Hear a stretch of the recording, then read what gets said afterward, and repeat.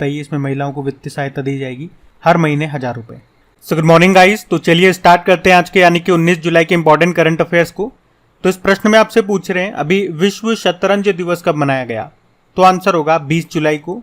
तो world chess day ये हर साल 20 जुलाई को हम मनाते हैं। और 20 जुलाई को ही क्यों मनाते हैं, क्योंकि दुनिया भर में चेस को रेगुलेट करने वाली बॉडी है फिडे, उसकी स्थापना हुई थी 20 जुलाई को, 20 जुलाई 1924 को। फिडे से भी याद रख लो, इसका हेडक्वार्टर कहाँ पर है, लुज़ेन स्विट्जरलैंड में है। और अभी इसके वाइस प्रेसिडेंट बनाए गए थे कौन, विश्वनाथ आनंद, जो कि भारत के पहले ग्रैंड मास्टर हैं। विश्वनाथ आनंद से भी 2-3 प्रश्न बनेंगे। एक तो इनकी ऑटोबायोग्राफी आई थी, उसका नाम क्या है, माइंड मास्टर। और इन्हें याद रखना 1991-92 में पहला राजीव गांधी खेल रत्न पुरस्कार मिला था, जिसे आज आप मेजर ध्यानचंद खेल रत्न पुरस्कार कहते हो। और इसमें पुरस्कार राशि भी बढ़ा दी गई, अब तो 7.5 लाख रुपए से बढ़ा के 25 लाख रुपए कर दी गई।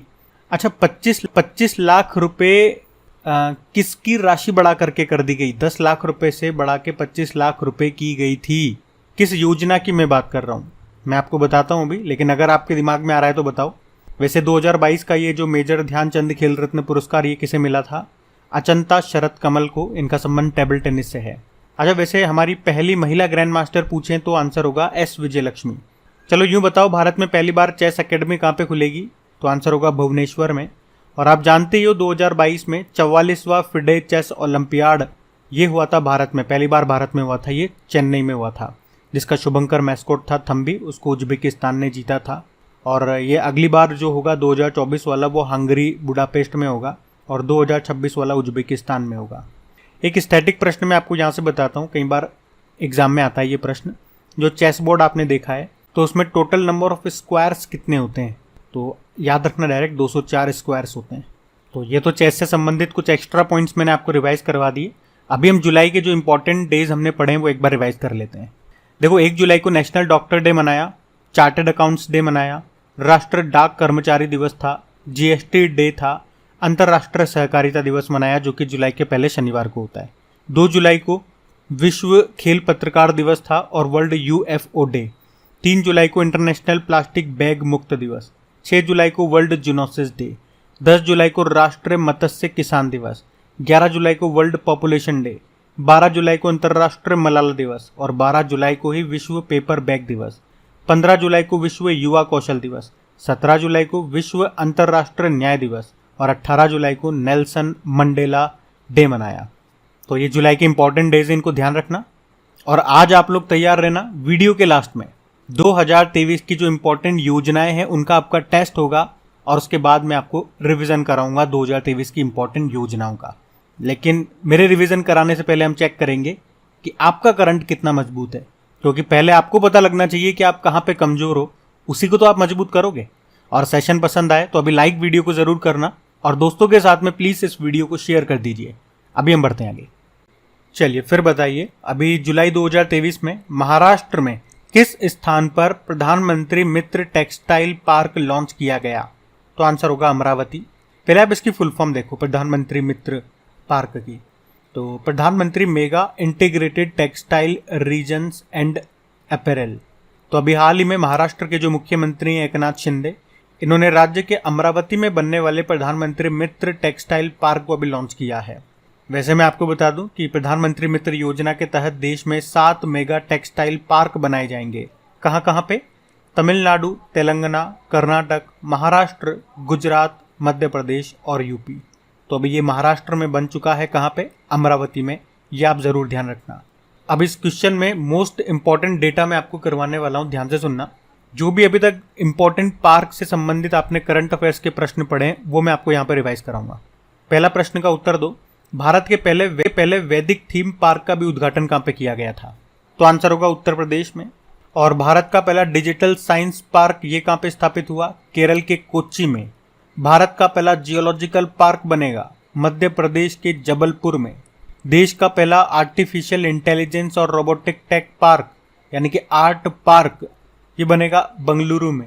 देश का पहला पूर्ण महिला स्वामित्व वाला FLO फिक्की लेडीज ऑर्गेनाइजेशन औद्योगिक पार्क ये बनेगा हैदराबाद में। भारत का पहला विदेशी पार्क ये मुंबई में। और भारत का पहला ई वेस्ट इको पार्क ये मिलेगा आपको दिल्ली में। देश का पहला जेंडर पार्क की बात करें तो केरल के कोझिकोड में। और देश का पहला अंतर्राष्ट्रीय मल्टी मॉडल लॉजिस्टिक पार्क ये कहाँ पे बनेगा? असम में। देश का पहला नाइट सफारी पार्क बनेगा लखनऊ में। और भारत का पहला रक्षा औद्योगिक पार्क बनेगा केरल में। वैसे सैटेलाइट फोन से लेस होने वाला भारत का पहला नेशनल पार्क कौन सा बना था? इस प्रश्न का उत्तर दो, ये आपका होमवर्क प्रश्न है। और एक और प्रश्न पूछूंगा कि उत्तर प्रदेश का पहला फार्मा पार्क ये किस जिले में स्थापित किया गया था? चलो इसका तो उत्तर मैं देता हूँ, ललितपुर आंसर होगा। वो सैटेलाइट वाले प्रश्न का उत्तर दो आप। हम बढ़ते हैं आगे। चलिए फिर बताइए, हाल ही में किसने 2026 के जो राष्ट्रमंडल खेल हैं उनकी मेजबानी के रूप में अपना नाम वापस ले लिया है? मतलब अब ये इसे होस्ट नहीं करेगा। तो कहाँ होने वाले थे ये? तो आंसर होगा विक्टोरिया में। कब होने वाले थे? 2026 में। जो कॉमनवेल्थ गेम्स है ये ऑस्ट्रेलिया के विक्टोरिया में होने वाले थे, पर अभी अनुमानित लागत में कमी के कारण ऑस्ट्रेलिया का विक्टोरिया राज्य ये 2026 के कॉमनवेल्थ गेम्स की मेजबानी नहीं करेगा, उसकी मेजबानी से हट गया है। मतलब उसे होस्ट करने के लिए जो भी इंफ्रास्ट्रक्चर बनाना होता है, जहाँ पे पैसे लगते, तो पहले इनका जो अनुमान था उसके हिसाब से बहुत ज़्यादा पैसे लग रहे हैं, 2 से 3 गुना पैसे लग रहे हैं। तो इन्होंने कहा कि भैया नहीं कर रहे हम तो होस्ट। वैसे विक्टोरिया जो है ये पहले भी कॉमनवेल्थ गेम्स को होस्ट कर चुका है। 2006 में विक्टोरिया की कैपिटल मेलबर्न में हुए थे। और अभी लेटेस्ट हुआ था 2018 वाला, ये ऑस्ट्रेलिया के क्वींसलैंड में हुआ था, क्वींसलैंड राज्य के गोल्ड कोस्ट में। आपको ये याद है कि 2022 वाले कॉमनवेल्थ गेम्स कहाँ हुए थे? वो ज़्यादा इंपॉर्टेंट रहेगा हमारे लिए, क्योंकि अभी कॉमनवेल्थ गेम्स ये न्यूज़ में निकल के आया। तो ये हुए थे बर्मिंघम यूके में। ये इसका 22वां संस्करण था और उसमें भारत ने 22 गोल्ड जीते थे, 16 सिल्वर और 23 ब्रॉन्ज, यानी कि टोटल 61 मेडल थे। उसमें पहला गोल्ड हमारे लिए मीराबाई चानू लेकर के आई थी। वो वेट लिफ्टर हैं 49 किलोग्राम कैटेगरी में। और उसमें महिला क्रिकेट टीम को पहली बार शामिल किया था। तो हमारी जो भारत की जो महिला क्रिकेट टीम है वो हार गई थी ऑस्ट्रेलिया से फाइनल में। और मेडल लिस्ट में बात करोगे तो पहले स्थान पे ऑस्ट्रेलिया रहा और भारत 61 मेडल के साथ चौथे स्थान पे रहा था। तो ये कुछ लेटेस्ट जो इम्पोर्टेंट डेटा है वो मैंने आपको बता दिया। अच्छा, आपको ये पता है क्या 2032 वाले जो ओलंपिक हैं वो कहाँ पे होंगे? समर ओलंपिक होंगे। कहाँ पे? ब्रिस्बेन ऑस्ट्रेलिया में। और अभी 2023 में क्वाड समिट ये ऑस्ट्रेलिया में होने वाली थी, लेकिन हो कहाँ पे गई? ये जापान में हो गई। और अगले साल क्वाड समिट कहाँ पे होगी? ये भारत में होगी। देखो, ऑस्ट्रेलिया में जो घास के मैदान है उन्हें क्या कहा जाता है? डाउन्स घास के मैदान। ऑस्ट्रेलिया इसे प्यासी भूमि का देश भी कहते हैं। और विश्व की सबसे बड़ी प्रवाल भित्ति ये आपको ऑस्ट्रेलिया में मिलेगी, जिसे कहते हैं ग्रेट बैरियर रीफ। ऑस्ट्रेलिया के साथ हम पिच ब्लैक नाम की एक्सरसाइज करते हैं, ऑस इंडेक्स नाम की एक्सरसाइज भी करते हैं। अभी काकाडू अभ्यास भी हमने किया था डार्विन ऑस्ट्रेलिया में। और अभी हमने एक प्रश्न पढ़ा था, ऑस्ट्रेलिया की सेंट्रल बैंक की पहली महिला गवर्नर बनी है कौन? Michelle Bullock. अच्छा, इसी क्वेश्चन से रिलेटेड 2 प्रश्न मैं आपको जरूर बताऊंगा, आपको भी याद आएगा और आपको पता लगेगा किस तरह से चीजों को पढ़ना है। एक तो 2023 में फीफा अंडर 20 विश्व कप ये पहले इंडोनेशिया में होने वाले थे, लेकिन फाइनल ये हुए अर्जेंटीना में और ये हो चुके हैं। इसको उरुग्वे ने जीत लिया इटली को हरा के। और इसी तरह से 2023 में FIFA under 17 mains world cup ये पेरू थे, लेकिन इससे भी मेजबानी छीन ली गई थी। और अब ये कहाँ पे होंगे? ये इंडोनेशिया में होंगे। तो ये भी ध्यान रखना। बढ़ते हैं आगे। चलिए फिर बताइए, हाल ही में दलीप ट्रॉफी 2023 का खिताब किसने जीता? तो आंसर होगा साउथ जोन ने। तो दलीप ट्रॉफी 2023 इसका खिताब साउथ जोन ने जीत लिया है। दलीप ट्रॉफी का संबंध किससे है? क्रिकेट से है। ये फाइनल साउथ जोन और वेस्ट जोन के बीच में हुआ था, तो साउथ जोन जीत गया, वेस्ट जोन को हरा दिया, या वेस्ट जोन उप विजेता रहा। कहाँ हुआ फाइनल? बंगलुरु के चिन्ना स्वामी स्टेडियम में। और इस तरह से ये साउथ जोन का 14वां टाइटल है, 14वां खिताब है। वैसे अगर बात करें इसमें सबसे सक्सेसफुल टीम कौन सी है, तो वो वेस्ट जोन है। वो अभी तक 19 मेडल जीत चुकी है। अच्छा, इसी तरह से कुछ कप एंड ट्रॉफीज में आपको रिवाइज कराऊं, तो पहले तो आप मुझे बताओ संतोष ट्रॉफी का संबंध किससे है? तो मैं आपको हिंट दूं, अगर नहीं पता दो, जिसका संबंध डूरंड कप से है ना, उसी से है, यानी कि दोनों का संबंध है फुटबॉल से। तो अभी संतोष ट्रॉफी हो गया, इसको कर्नाटक ने जीत लिया, याद रखना, मेघालय को हराया था। और डूरंड कप की बात करेंगे तो इस बार ये इसका 132वां संस्करण है। और कहाँ पे आयोजन होना है इसका? कोलकाता में। ये एशिया का सबसे पुराना फुटबॉल टूर्नामेंट है और दुनिया का तीसरा सबसे पुराना है। एक रणजी ट्रॉफी और एक ईरानी ट्रॉफी भी मैं आपको याद दिलाऊं, इनका आयोजन हो चुका है, इनका संबंध क्रिकेट से है। तो रणजी ट्रॉफी को अभी सौराष्ट्र ने जीता था बंगाल को हरा के, और ईरानी ट्रॉफी को शेष भारत ने जीता था मध्य प्रदेश को हरा के। और हमने पढ़ ही लिया, दिलीप ट्रॉफी को जीता है साउथ जोन ने। और इसको याद रखना देखो आसान है, मैं आपको ट्रिक बताऊं। दलीप में द आ रहा है ना, द से दक्षिण, पूर्व पश्चिम उत्तर दक्षिण, वो वाला दक्षिण दिशा की बात कर रहे हैं। तो दक्षिण को इंग्लिश में क्या बोलते हैं? साउथ बोलते हैं। तो उसी से याद रख लोगे, साउथ जोन ने इसको जीता है। ट्रिक अच्छी लगी आप लोगों को? ट्रिक अच्छी लगी तो वीडियो को शेयर जरूर करना और लाइक जरूर करना, ताकि मुझे भी पता लगे कि हाँ ट्रिक अच्छी लगी। अभी बढ़ते हैं आगे। चलिए फिर बताइए, हाल ही में किसने अ फूल्स जर्नी नाम की बुक लिखी? तो आंसर होगा सारिका भारद्वाज ने। तो लेखिका सारिका भारद्वाज ने ये बुक लिखी है जिसका नाम है अ फूल्स journey.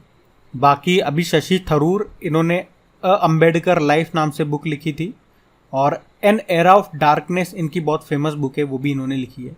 Ram Madhav partition freedom नाम से बुक लिखी, और अभय के नालंदा नाम से बुक लिखी इन्होंने। अच्छा, इसी तरह से कुछ इंपॉर्टेंट बुक्स मैं आपको रिवाइज कर रहा हूँ। तो Basu Chatterjee and middle of the road cinema नाम की बुक लिखी है अनिरुद्ध भट्टाचार्य ने। गांधी सियासत और संप्रदाय बुक लिखी है पीयूष बॉबले ने। A matter of the heart education in India, इस बुक को लिखा है अनुराग बेहर ने। और Bipin the man behind the uniform Rachna Bisht Rawat ने लिखा। Mundaka Upanishad the gateway to eternity, पूर्व सांसद रहे डॉक्टर कर्ण सिंह ने इस बुक को लिखा है। ध्यान रखना, ये बढ़ते हैं आगे।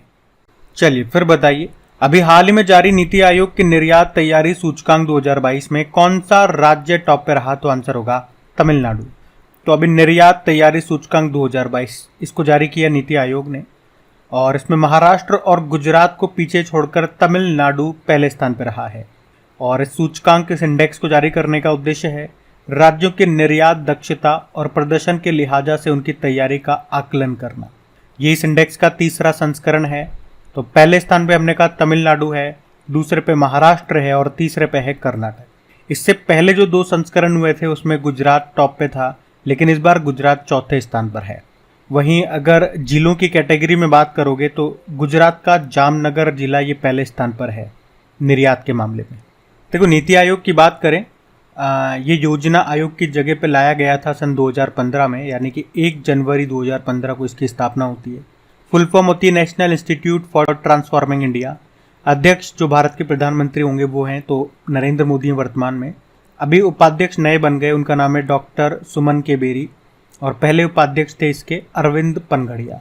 वहीं अभी सीईओ भी बदल गए, नए बन गए हैं BVR सुब्रमण्यम, और पहले सीईओ कौन थे? सिंधु खुल्लर थे। अभी याद होगा कुछ समय पहले नीति आयोग ने 2020-21 के वार्षिक स्वास्थ्य सूचकांक को भी जारी किया था। उसमें बड़े राज्यों में केरल पहले स्थान पे था, छोटे राज्यों में त्रिपुरा पहले स्थान पे था, तो यूनियन टेरिटरी में लक्षद्वीप पहले स्थान पे था। ध्यान रखना, ये पढ़ते आगे। फिर बताइए, अक्टूबर 2023 में ग्लोबल मैरीटाइम इंडिया समिट 2023 का आयोजन ये कहाँ पे होगा? तो आंसर होगा नई दिल्ली में। तो यहाँ हम बात कर रहे हैं ग्लोबल मैरीटाइम इंडिया समिट 2023 की। 17 से लेके 19 अक्टूबर 2023 तक ये होगा। कहाँ पे होगा? प्रगति मैदान नई दिल्ली में। इस बार ये इसका तीसरा संस्करण है, और इसका उद्घाटन करेंगे हमारे शिपिंग मंत्री सर्बानंदा सोनोवाल। और इस बार की थीम है कनेक्ट करें, सहयोग करें और बनाएं। और इस समिट का आयोजन करने का मुख्य उद्देश्य क्या है? वैश्विक और क्षेत्रीय साझेदारी को बढ़ावा देना और निवेश की सुविधा प्रदान करके भारतीय समुद्री अर्थव्यवस्था को आगे बढ़ाना। और मैरीटाइम से आपको जरूर दिमाग में चल रहा होगा ना, डे, मैरीटाइम डे होता है एक, तो एक तो नेशनल मैरीटाइम डे होता है, वो हम 5 अप्रैल को मनाते हैं हर साल, लेकिन एक वर्ल्ड मैरीटाइम डे होता है, वो फिक्स नहीं है, वो सितंबर के लास्ट थर्सडे को मनाया जाता है। तो ये आप ध्यान रखना। हम बढ़ते हैं आगे। हमारा अगला प्रश्न है, अभी खाद्य सुरक्षा नियामकों के वैश्विक शिखर सम्मेलन 2023 की मेजबानी कौन सा देश करेगा? तो आंसर होगा भारत। इसे इंग्लिश में बोलेंगे global summit of food safety regulations, यानी कि वैश्विक खाद्य नियामक शिखर सम्मेलन 2023 पहली बार G20 कार्यक्रम के रूप में दिल्ली में ये आयोजित हो रहा है। और आयोजन कौन कर रहा है? फसाए, food safety and security authority of India, 20 से लेकर 21 जुलाई तक। और ये क्वेश्चन इसलिए इम्पॉर्टेंट है क्योंकि ये शिखर सम्मेलन पहली बार रोम इटली के बाहर हो रहा है, इसलिए ये प्रश्न ज़्यादा इंपॉर्टेंट है। कहाँ पे हो रहा है? भारत में नई दिल्ली में हो रहा है। और इस सम्मेलन का उद्देश्य है खाद्य सुरक्षा के महत्वपूर्ण पहलुओं पर ध्यान केंद्रित करना। Food safety and standard authority of India इसका आयोजन कर रहा है। और याद रखना, इसका मुख्यालय नई दिल्ली में है और इसके सीईओ अभी नए बने थे, जी कमलावी राव उनका नाम है। स्थापना होती है 2008 में। अच्छा, फूड से बताओ, वर्ल्ड फूड डे कब मनाया जाता है? तो जिस दिन फूड एग्रीकल्चर ऑर्गेनाइजेशन की स्थापना होती है, यानी कि 16 अक्टूबर को। वैसे फूड एग्रीकल्चर ऑर्गेनाइजेशन का हेडक्वार्टर कहाँ पर है? रोम इटली में ही है। अच्छा, भारत इसका आयोजन कर रहा है ना, तो आपको याद होगा भारत से अभी भारत ने ग्लोबल क्राइसिस रेस्पॉन्स ग्रुप की सदस्यता को भी ग्रहण कर लिया और भारत ने पारंपरिक दवाओं पर आसियान देशों के सम्मेलन की भी मेजबानी की है। और 2023 में भारत शंघाई कोऑपरेशन ऑर्गेनाइजेशन और G20 को होस्ट कर रहा है। वासेनार एग्रीमेंट को भी हेड कर रहा है। और मेंस हॉकी वर्ल्ड कप हुए भारत में। वुमेन्स बॉक्सिंग चैंपियनशिप ये भारत में होगी अभी। ICC मेंस वर्ल्ड कप होंगे भारत में। और अगले साल 2024 में क्वाड समिट को होस्ट कर रहा है भारत। और मिस वर्ल्ड 2023 का आयोजन भी होगा भारत में। कौन से नंबर का? 71वें नंबर का। तो भारत इतनी सारी चीज़ें कर रहा है, तो याद रखना इन सबको। बढ़ते हैं आगे। चलिए फिर बताइए, जुलाई 2023 में भारतीय सेना ने कहां पर ऑपरेशन त्रिनेत्र 2 चलाया? तो आंसर होगा जम्मू कश्मीर। तो अभी जम्मू कश्मीर के सीमावर्ती जिले पुंछ में छिपे आतंकवादियों का पता लगाने के लिए भारतीय सेना और वहां की पुलिस ने साथ में मिलकर के तलाशी और घेराबंदी अभियान 17 जुलाई को शुरू किया था और उसी को नाम दिया है ऑपरेशन त्रिनेत्र 2। अब आप सोचोगे ये 2 क्यों है? 1 भी आया था क्या? तो 1 भी चलाया था इन्होंने, इसी साल मई में चलाया था। ऐसा ही ऑपरेशन था, वो भी जम्मू कश्मीर में चलाया था। अच्छा, ऑपरेशंस की बात आई है तो आपको बताया कुछ इंपॉर्टेंट ऑपरेशंस हम रिवाइज करेंगे जो भी आपने करंट अफेयर्स में पढ़े। जैसे कि ऑपरेशन गंगा यूक्रेन में फंसे भारतीयों को वापस लाने के लिए चलाया था। और अफगानिस्तान में फंसे भारतीयों को वापस लाने के लिए ऑपरेशन देवी शक्ति चलाया गया था। अभी तुर्की और सीरिया में जो भूकंप आया था वहाँ पे मदद के लिए हमने ऑपरेशन दोस्त चलाया। और अभी युद्धग्रस्त सूडान से अपने नागरिकों को निकालने के लिए हमने ऑपरेशन कावेरी चलाया था। और वहाँ पे कौन सा जहाज गया था? हमारा INS सुमेधा। और ऑपरेशन करुणा ये कहाँ पे चलाया था हमने? म्यांमार में चलाया था। वहाँ पे चक्रवात आया था तो उसकी सहायता के लिए हमने ऑपरेशन करुणा चलाया था। तो ये जो कुछ इंपॉर्टेंट ऑपरेशंस थे ये न्यूज़ में रहे, इनको ध्यान रखना। बढ़ते हैं हम आगे। चलिए फिर बताइए, इंडिया मोबाइल कांग्रेस 2023 के 7वें संस्करण का आयोजन कहाँ पे किया जाएगा? तो आंसर होगा नई दिल्ली में। तो इंडिया मोबाइल कांग्रेस ये इसका 7वां संस्करण है जो कहाँ पे? दिल्ली के प्रगति मैदान में 27 से लेके 29 जुलाई तक। आयोजन कौन कर रहा है? दूरसंचार विभाग और सेल्यूलर्स ऑपरेटर्स एसोसिएशन ऑफ इंडिया। और इस बार की थीम इंपॉर्टेंट है, ग्लोबल डिजिटल इनोवेशन इसकी थीम है, थीम ध्यान रखना। और इसी के साथ स्टार्टअप प्रोग्राम एस्पायर भी लॉन्च किया जाएगा, ये भी ध्यान रखना। पहली बार इंडिया मोबाइल कांग्रेस का आयोजन ये हुआ था 2017 में। अच्छा, आज समिट से संबंधित हमने 2-3 प्रश्न पढ़ लिए, इसीलिए मैंने कहा लास्ट में मैं एक साथ आपको रिवाइज करा दूंगा जो भी इंपॉर्टेंट समिट्स हुई हैं अभी। जैसे अभी 17वां भारतीय सहकारिता कांग्रेस का आयोजन ये हुआ था नई दिल्ली में। और 2023 से लेकर 2027 तक विश्व मौसम विज्ञान संगठन की अध्यक्षता ये यूनाइटेड अरब अमीरात कर रहा है, ये ध्यान रखना। और इसके विश्व मौसम विज्ञान संगठन के अध्यक्ष बनाए गए हैं डॉक्टर अब्दुल्ला अल मंडोस को, ये यूनाइटेड अरब अमीरात। इस साल दिसंबर में वैश्विक आयुर्वेद मेले का आयोजन ये होगा तिरुवनंतपुरम में। इस साल आसियान समिट को होस्ट कर रहा है इंडोनेशिया। और ब्रिक्स समिट को होस्ट कर रहा है South Africa. Shanghai cooperation organisation की अध्यक्षता तो भारत के पास है। G20 को भी होस्ट कर रहा है भारत। G7 की अध्यक्षता किसने की? जापान ने। और क्वाड समिट भी हो गया जापान में, तो ये ध्यान रखना। और अब तैयार हो जाओ इंपॉर्टेंट योजनाओं के लिए। करंट अफेयर्स वाली योजनाएं ये सारी 2023 की इंपॉर्टेंट करंट अफेयर्स में जो आपने योजनाएं पढ़ी थी वो हैं। पहले आपका टेस्ट होगा हमेशा की तरह, आपको बताए हिंदी और इंग्लिश दोनों में आपको शीट दूंगा मैं। वीडियो को पॉज करना, मैं आपको समय नहीं दूंगा, लेकिन वीडियो को पॉज करके आप जितना चाहो उतना समय ले लेना। आंसर खुद से लगाना, फिर मैं आपको आंसर बताऊंगा। तो ये रही शीट आपके सामने इंग्लिश और हिंदी में। अब आपने वीडियो को पॉज करके कर लिया होगा, अब मैं आपको आंसर बताता हूँ। तो पहला प्रश्न पूछा था कि गजह कोथा अभियान, ये तो अभी हमने पढ़ाई था, लेटेस्ट करंट अफेयर है। तो तो सारे फुल आउट ऑफ फुल आने चाहिए अब तो सबके। बताना मुझे कमेंट बॉक्स में क्या हाल चाल है आपके, मतलब कैसा रहा स्कोर। तो इसका तो उत्तर हो जाएगा असम में। बाकी थोड़ा थोड़ा डिटेल में मैं आपको देते चलूँगा, जैसे कि इस योजना का, इस अभियान का उद्देश्य क्या है। मानव हाथी संघर्ष को कम करना। अगला प्रश्न था जगन्ना अम्मा ओडी योजना। जगन्ना नाम सुनते ही आपको आंध्र प्रदेश आंसर लगाना है। इसका उद्देश्य क्या था? शिक्षा को बढ़ावा देना और माताओं को सशक्त बनाना। इसमें जो माताएं अपने बच्चों को स्कूल भेजेगी 75% उन बच्चों की अटेंडेंस होनी चाहिए, तो साल के 15,000 रुपये मिलेंगे।